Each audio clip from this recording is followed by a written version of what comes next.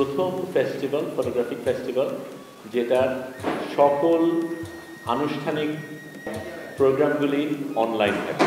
Bangladesh national মিউজিয়ামে আমাদের ওপেনিংটা হবে, উদ্বোধনী প্রদর্শনী 30 জানুয়ারি হবে। এছাড়া British council, Bangladesh Shilpakala academy, Bengal gallery of fine arts, Alliance মার্সেস, Goethe institute, Asiatic gallery of fine arts এবং দ্রিকের এই দুটো গ্যালারিতে আমাদের এই সমস্ত ফেস্টিভ্যালের প্রদর্শনীগুলো দেখা যাবে। প্রথম যে ভিডিও কনফারেন্সটা হচ্ছে, মহেশ্বরী দেবী উনি নিজে আসবেন, আমাদের জাদুঘরে থাকবেন উদ্বোধনীতে। উনি নম চমস্কি এবং স্টুয়ার্ট হল, একেবারে শীর্ষস্থানীয় তিনজন চিন্তাবিদ ভিডিও কনফারেন্সিংয়ে 30 জানুয়ারিতে আমাদের সাথে তো থাকবেনই, কিন্তু সারা পৃথিবীর অডিয়েন্স এটা দেখবে। আমাদের এবারে থিম হচ্ছে ফ্রিডম, আমরা বাংলায় মুক্তি বলছি। আমরা যখন শিরোনামগুলি বাছাই করি, ইচ্ছাকৃতভাবেই এমন একটা শিরোনাম বাছাই করি যেটা শিল্পীকে অনেক সুযোগ দেয়। উৎসবে 62টা প্রদর্শনী থাকবে, যে 62টা প্রদর্শনী আমরা ভাগ করে দিয়েছি 12টা ভেন্যুতে, যেখানে 10টা ট্র্যাডিশনাল ভেন্যু আছে, তার মানে গ্যালারি যেটা আমরা বলি। দুটো ভিন্ন রকমের প্রদর্শনী আছে, একটা আমরা করছি কারণ বাজার আন্ডারপাস সেখানে, আর একটা করছি আমরা পুরনো ঢাকার শাঁখারি বাজারে কল্পনা বোর্ডিং নামে একটা হোটেল আছে, তাদের একটা ফাঁকা জায়গা আছে, যে জায়গাটা খুব ইন্টারেস্টিং এবং সেখানে একটা মজার প্রদর্শনী দাঁড় করানো হচ্ছে। 7জন বা 8জন প্রদর্শনী করছেন, তবে তার বাইরেও অনেকে আছেন যারা ডিজিটাল প্রেজেন্টেশনে দেখাবেন।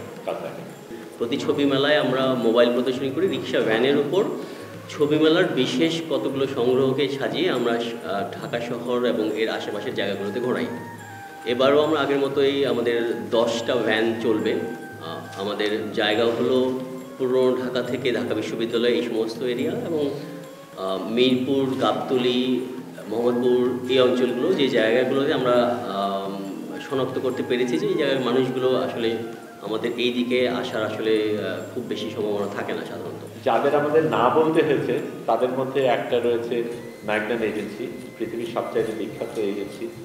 তারা দেরিতে আবেদন করেছে এবং আমাদের জায়গা ছিল না বলে অনিচ্ছা সত্ত্বেও ম্যাগনানকে আমাদের না বলতে হয়েছে। এই ধরনের অনেকগুলি ঘটনা রয়েছে। অনেক জায়গা থেকে আমরা আবেদন পেয়েছি, সুপারিশ পেয়েছি, কিন্তু আমরা জায়গা যেগুলিকে আমরা স্থান দিতে পারিনি। তবে ছবি মেলা এখন এই জায়গায় আছে যেখানে পৃথিবীর শিল্পীরা ছবি মেলাতে কি করে ঢোকা যায় সেটা নিয়ে মারামারি করে, এটা আমাদের জন্য একটা মজার। 12টা ওয়ার্কশপ হবে বিভিন্ন বিষয়ের উপর ফটোগ্রাফি সংক্রান্ত। এই মুহূর্তে টম হ্যাটলস্টার নামে একজন আলোকচিত্রী, উনি এই নেপালে আছেন। উনি যাত্রা শুরু করেছেন মাস 1.5 আগে অসলো থেকে একটা গাড়িতে করে। এই গাড়িটা পুরো অসলো থেকে বাংলাদেশ পর্যন্ত আসছে এবং চলমান অবস্থায় উনি ছবি তুলছেন। সেই ছবিগুলি ছবি মেলাতে দেখানো হবে। কাজে এই পুরো যাত্রায় মুক্তি শব্দটা, মুক্তি বা স্বাধীনতা, এটার চিন্তা নিয়ে মানুষজনের সাথে ইন্টারভিউ নেওয়া, তাদের সাথে তাদের ছবি তোলা এবং তাদের গল্পগুলি নিয়ে উনি একটা বড় জিপে করে এই সপ্তাহ শেষে বাংলাদেশে এসে পৌঁছাবেন। নেলসন ম্যান্ডেলার যে প্রদর্শনীটা, সেটা অবশ্যই খুব গুরুত্বপূর্ণ, জাতীয় জাদুঘরে সেটা দিয়ে আমাদের উদ্বোধনী হবে।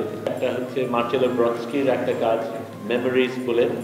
এটা আর্জেন্টিনাতে বহু বছর ধরে যে সকল মানুষ গায়েব হয়ে গেছে, আমাদের বড়সড় একটা টিম আছে যারা সক্রিয়ভাবে এই প্রদর্শনী এই ফেস্টিভ্যালে অংশগ্রহণ করে থাকে বিভিন্নভাবে।